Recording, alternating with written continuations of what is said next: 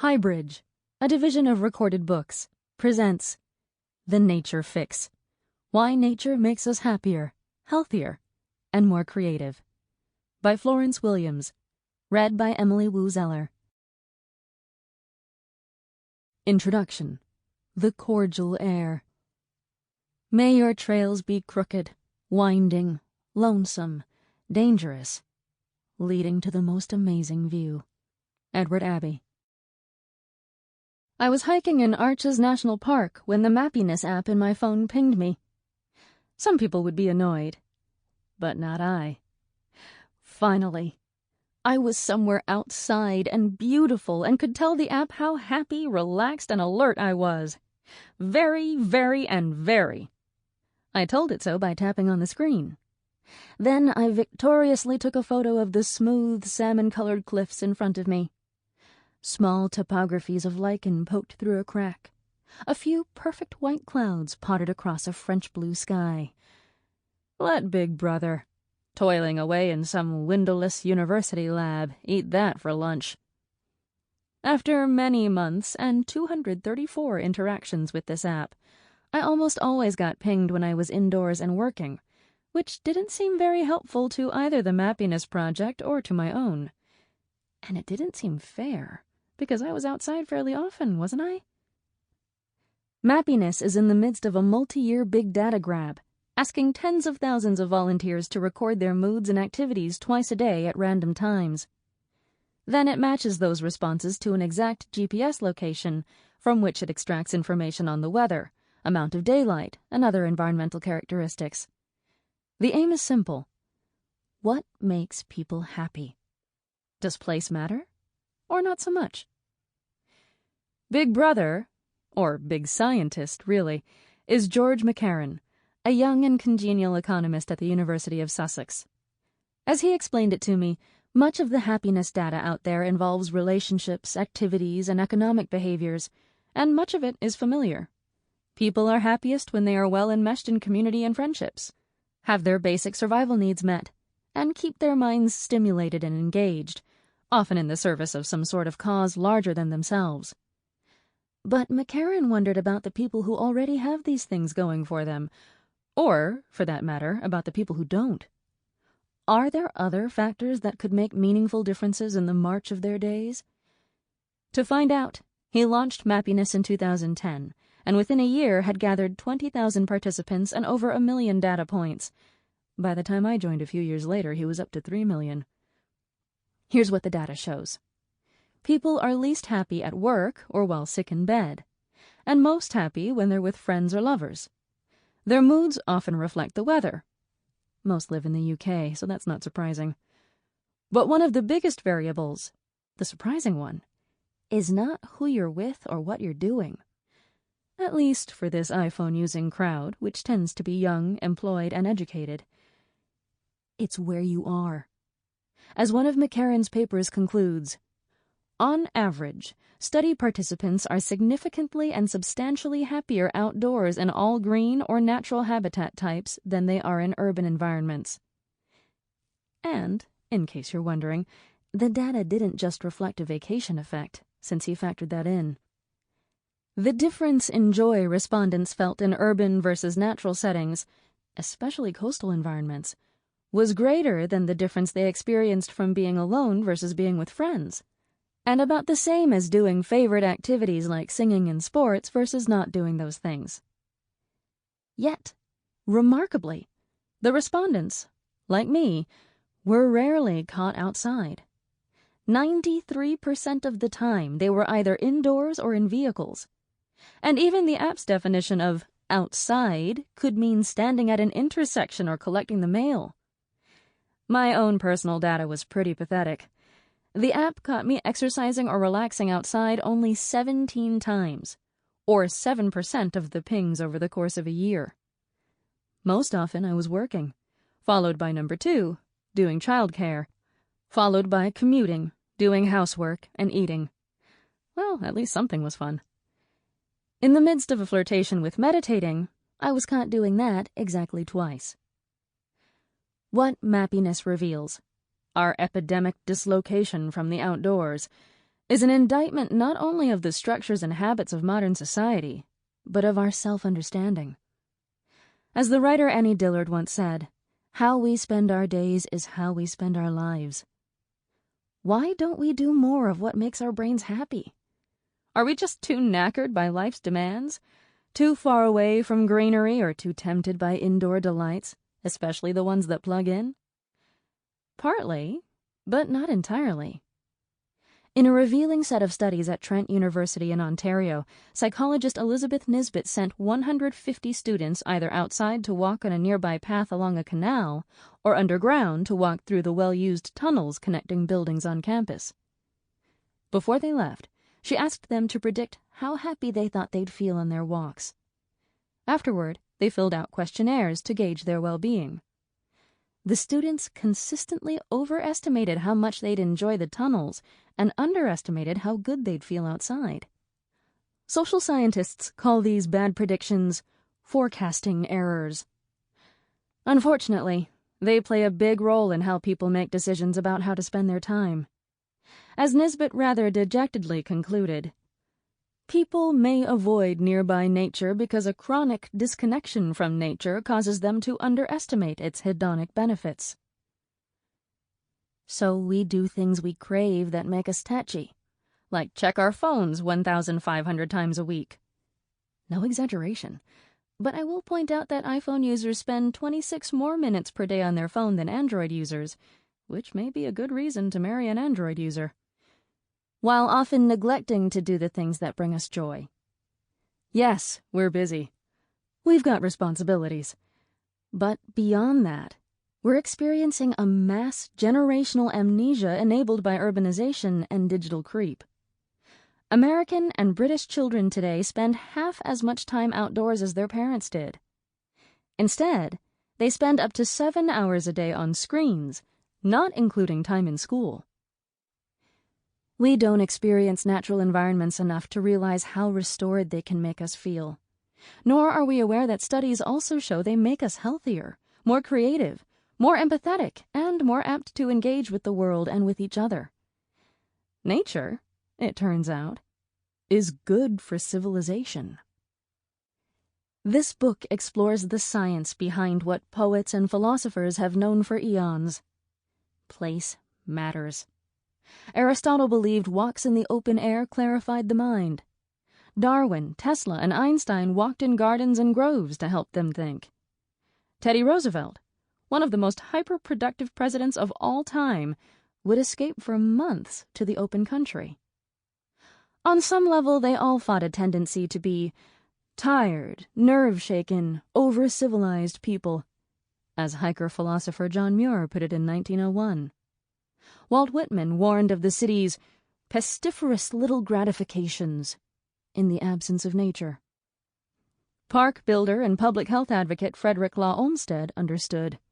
He changed the torso of my hometown and that of many other cities as well.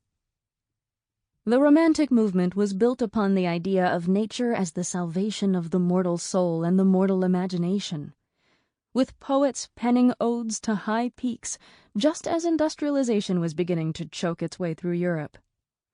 Wordsworth wrote of a fusing of the round ocean and the living air, and the blue sky and in the mind of man.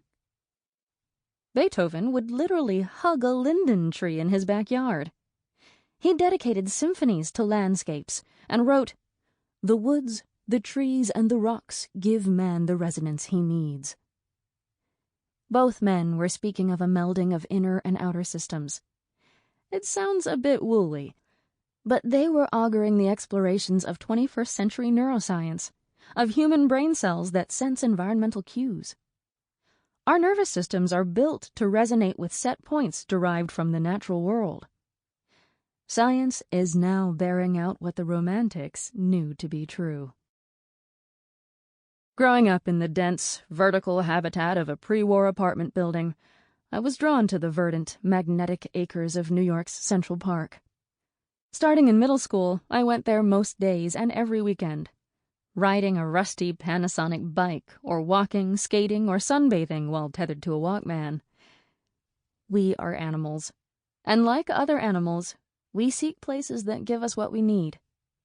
Given the opportunity, children will decamp to tree houses and build forts, wanting spaces that feel safe but with easy access to open runaround areas.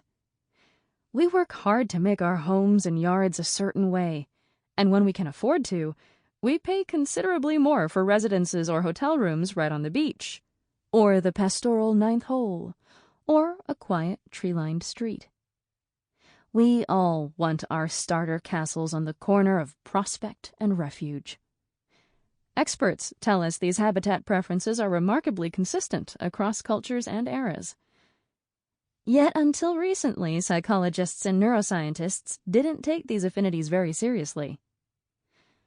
Studying the impacts of the natural world on the brain is actually a scandalously new idea.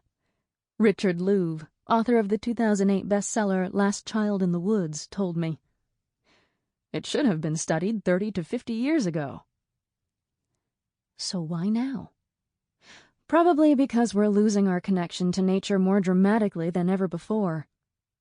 Thanks to a confluence of demographics and technology, we've pivoted further away from nature than any generation before us. At the same time, we're increasingly burdened by chronic ailments made worse by time spent indoors, from myopia and vitamin D deficiency to obesity, depression, loneliness, and anxiety, among others. In parts of East Asia, which suffers perhaps the greatest epidemic of indoor-itis, rates of nearsightedness in teenagers surpass 90%. Scientists used to attribute myopia to book reading, but it instead appears to be closely linked to time spent living like naked mole rats, away from daylight. The sun primes the retina's dopamine receptors, and those in turn control the shape of the developing eye. We are learning about what this rift from the outdoors is doing to our retinal cells. But what about our minds? We have gained much since the dawn of the internet, but many experts argue we have also grown more irritable, less sociable, more narcissistic, more distracted, and less cognitively nimble. We can't blame all our malaises on a separation from nature, but our complaints reveal some fraying of psychological resilience. There are times when we could all be a little less reactive, a little more empathetic, more focused, and more grounded. That's where a nature dose can help. And many of the researchers in this book say they can prove it. It wasn't apps or John Muir that compelled me to wonder about the relationship between nature and the human brain. For me, the exploration started when my husband accepted a job offer that would take us from an idyllic small mountain city to the hyper-urb of Washington, D.C. The summer evening we moved out of our house in Boulder, Colorado, was warm and clear. We stood on the curb watching the last of our dismayingly large pile of boxes, furniture, and gear get tossed into an Atlas Van Lines truck. The kayaks were the last to go. Bright as jelly beans, scuffed by years of river rocks, they had no clue they were destined for a concrete parking pad in a big city. Our next-door neighbors came out. Their kids draped arms around our kids. Soon small children from our branch of dead-end streets wandered up with their scooters and dogs. At 10 and 8, our kids had been the elders, leading the pack to plastic cup boat races in the irrigation ditch, raccoon spotting, tree climbing, rock painting, and general mayhem among the shrubbery. There were days when they'd be outside from after school until dinner time, and I didn't really know exactly what they were doing. The sky was pinkish. Never does Colorado look as beautiful as when lit by a summer sunset. I'm sure I was crying before the doors on the truck slid shut. Then my neighbor started, and we were a couple of fools sniffling against the ornamental sage. There were a lot of reasons I was sorry to be leaving the West, where we'd lived for 2 decades. Chief among them were my friends and colleagues, the kids' school and pals, our woodsy house, the mountains themselves. The trails near our house were ribbons of delight, filled with surprises like the baby scorpion who skittered across to say goodbye, the changing parade of wildflowers, and my voluble hiker buddies as we dodged the clench-faced triathletes. Even so, like a lot of people, I never really knew what I had until I lost it. What I didn't fully realize that evening the semi slid away with our worldly goods was how much the mountains had become my tonic. Nearly every day I was in them or on them or looking at them, often alone. Unlike a lot of people in Boulder, I was neither a seeker nor a fitness freak, so I didn't approach my walks with a quest for spiritual or material utility. As a born and bred New Yorker, I don't use words like tonic lightly. I've never worn a heart monitor and clocked sprints or downloaded playlists from Olympic coaches. I would just head outside, usually walking, and if I couldn't get out, I'd get surly. When my feet were moving, I would think about whatever I needed to think about, and the farther I went, the more I would space out. Sometimes I could by accident compose some writerly sentences in my head, or some insight might waft up, unbidden. I'm not a wannabe mountain sprite. There's a lot I love about cities, like great cheap tacos and smart people in fantastic eyewear. It's just that I noticed some dramatic things about my mood, creativity, imagination, and productivity in different environments, and I started to ponder it. The moving truck pointed itself toward that anti-Arcadia that is the nation's capital, and we reluctantly followed. It was 104 degrees when we arrived, and my hair shriveled up into a pile of Brillo. This surely wasn't the East Coast. This was Manaus with suits. I ventured out to explore a nearby park early in the morning, and found that to get there, I needed to sprint across a highway and bushwhack along some bridge pylons to find the words "Pussy Fudge" waiting for me in spray paint. Our house was near a river, but also near a major airport. Jets passed low overhead every 60 seconds. There was the noise, the smog, the gray, the heat. To be fair, nature as well as civilization could wreck you here. The non-native tiger mosquitoes as big as my thumbnail. The nymph deer ticks smaller than freckles. Both are capable of giving you diseases that can damage you neurologically and for life. Washington had names for weather events I'd never heard of or had to think about. Derechos, polar vortices, level 4 hurricanes, heat index advisories. I yearned for the mountains. And yearning is a devastating thing, because it is defined by loss. As the months ticked by, I realized that if I was going to explore what nature offers our brains, I also had to acknowledge what its absence means. I felt disoriented, overwhelmed, depressed. My mind had trouble focusing. I couldn't finish thoughts. I couldn't make decisions, and I wasn't keen to get out of bed. I was perhaps, at least in part, suffering from what journalist Louvre calls nature deficit disorder. The DSM hasn't added it, but presumably they'd want to treat it with a pill. Louvre defines it as what happens when people, particularly children, spend little or no time outside in natural environments, resulting in physical and mental problems including anxiety and distraction. He also coined the toothsome term nature neurons to highlight the essential link between our nervous systems and the natural world they evolved in. Was the breakage of this link really happening? Is there science supporting the notion of nature deficit disorder? If so, how much nature do we need to fix ourselves? Do we need to move into a hemlock tree like in a Jean Craighead George novel? Or will looking out the window do?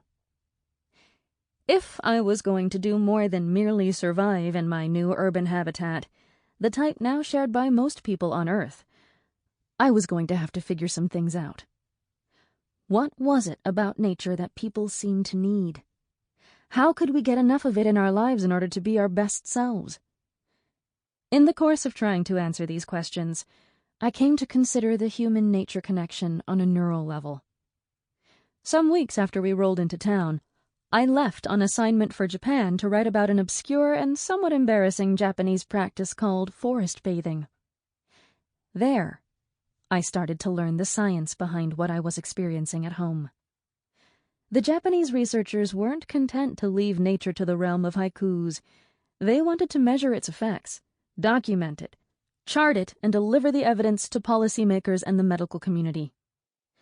What the Japanese didn't really know, though, was why nature seemed to be helpful in alleviating so many things that ail us. And there were a lot of other things they didn't know. Who was best helped? By what mechanisms in the brain and body? What was the right dose? And, moreover, what qualified as nature? I personally like Oscar Wilde's broad definition: a place where birds fly around uncooked. Many scientists the world over are trying to find answers.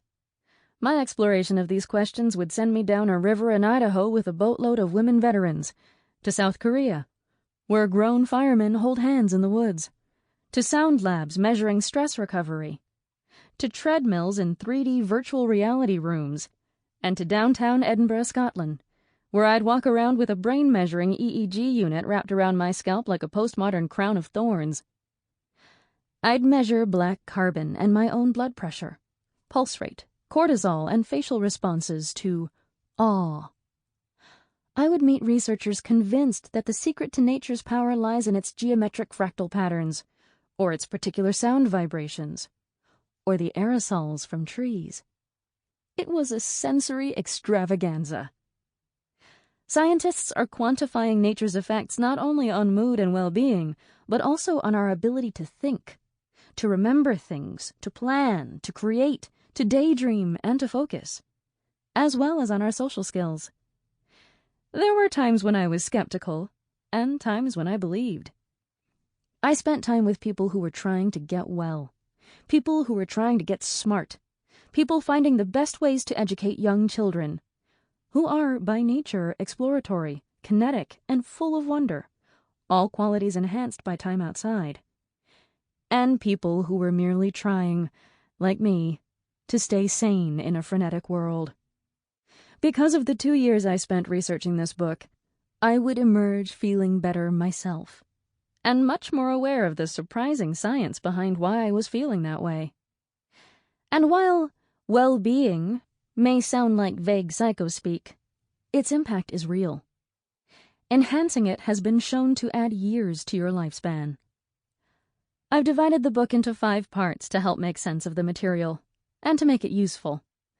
The first part sets up the 2 dominant theories that attempt to explain why our brains need nature, and that drive much of the research. The first chapter takes us to Japan, where researchers are quantifying nature's role in lowering stress and boosting mental health using a framework based on the biophilia hypothesis, the idea that we feel most at home in nature because we evolved there.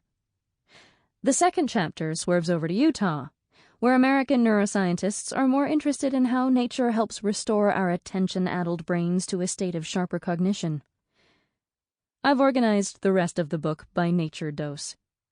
I explore the immediate effects of quick bursts, or nearby nature, on our 3 main senses: smell, sound, sight. Then I look at what happens to our brains and bodies when we hang outside a bit longer to approximate the Finnish recommended nature dose: 5 hours a month. In part 4, I take a deeper, longer dive into the wilderness, where really interesting things happen to our brains.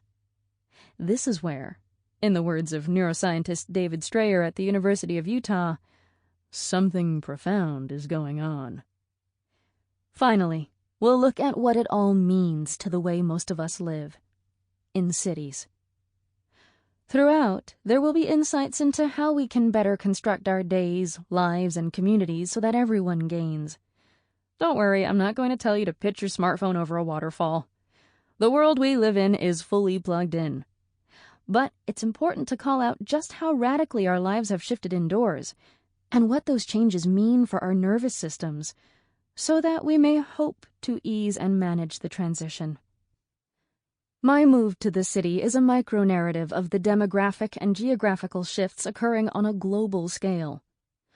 Homo sapiens officially became an urban species sometime in 2008. That's when the World Health Organization reported that for the first time, more people throughout the world live in urban areas than rural ones. Last year in the United States, cities grew at a faster clip than suburban regions for the first time in 100 years.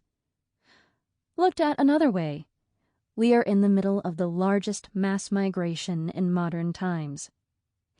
Yet, as humans shift their activities to cities, astoundingly little planning, resources, and infrastructure go into making those spaces meet our psychological needs. In Istanbul in the spring of 2013, 8 people died and thousands were injured in protests stemming from the proposed paving over of one of the last parks in the city, Taksim Gezi. Over 2 million of the region's trees had already been cut down to make way for a new airport and a new bridge over the Bosphorus Strait. The park was slated for a new shopping mall and luxury apartments. As bulldozers entered the park to mow down the urban forest, citizens blocked their way. They were willing to die for the last tree. "We will not leave until they declare the park is ours," said one 24-year-old. As of this writing, the trees still stand, but their fate remains uncertain. Taksim Gezi became a symbol not only of the importance of nature to city life, but to democracy itself, just as Frederick Law Olmsted knew all along. "A sense of enlarged freedom is to all, at all times, the most certain and the most valuable gratification afforded by a park," he wrote. Yet we think of nature as a luxury, not a necessity. We don't recognize how much it elevates us, both personally and politically. That, ultimately, is the aspiration of this book: to find the best science behind our nature-primed neurons and to share it. Without this knowledge, we may not ever fully honor our deep cranial connection to natural landscapes. Not far from where I sent my lichen rock photo into the mappiness ether, 2 mighty rivers merge, the Green and the Colorado. It makes me happy to think of this geography because of a story of 2 goofy brothers I know, who, in college, built a raft out of inner tubes and pallets, twisted out of their clothes, and pushed off the bank of the Green, heading to the confluence. They had baggies of gorp, a couple of jars of peanut butter, some water jugs. The water was calm on this stretch, and they were living the life. Just a couple of hours into the 3-week trip, they got pulled over by a ranger. Fortunately, this was before the days of a required permit, fire pan, and chemical toilet. But the naked boys were short one life jacket. They were so busted. The ranger hauled them off to a county judge, who fined them, made them buy a life jacket, and sent them back down the river. Always better than being sent up the river. Those 2 guys are my brothers-in-law. This story has entered our sizable family canon of misadventures by uncles. But it seems ages ago that such a story would even be possible. 2 college boys alone in the wilderness, having the time of their lives, able to make it weeks without civilization, minus a trip to a judge. Yet these 2 barely have gray hair. It was only a generation ago. The dramatic loss of nature-based exploration in our children's lives and in our own has happened so fast we've hardly noticed it, much less remarked on it. "We evolved in nature. It's strange we'd be so disconnected," said Nisbet. "Most of us don't know we're missing anything. We may have a pet and occasionally go to the beach, so what's the big deal?" Well, what is the big deal? That's what I wanted to find out. And if something serious is missing, how do we recapture it? As a journalist who writes frequently about the environment, I often end up writing about the way environment hurts our health, from flame retardants getting into human tissue to air pollution's effects on the developing brain. It was both a pleasure and a revelation to consider how, instead, our surroundings can also help prevent physical and mental problems and align us with the World Health Organization's definition of health: a complete state of physical, mental, and social well-being, and not merely the absence of disease or infirmity. The former health minister of Scotland calls this health-making salutagenesis, inspired by the mid-20th century sociologist Aaron Antonovsky. Sample complete. Ready to continue?